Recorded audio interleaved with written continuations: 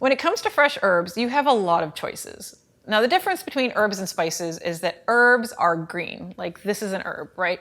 Versus cinnamon, which is a spice. So when working with herbs, the most important thing is to A, be able to identify them, and B, understand what they do and how they interact with your food.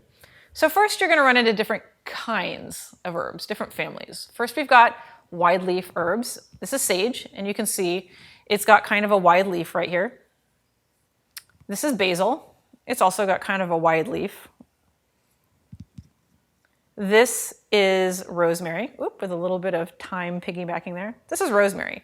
This is considered a sprig herb, and you can see that it's got like sort of a woody branch in the middle, and all of the leaves kind of just go up in a straight line. And it's very similar to thyme, which again has sort of a woodier stem, and all the leaves just kind of hang out off the end.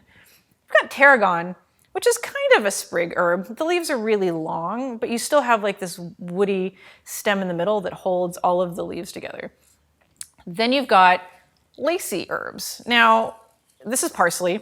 There's two kinds of parsley. There's flat leaf parsley, which is this, and then there's curly leaf parsley.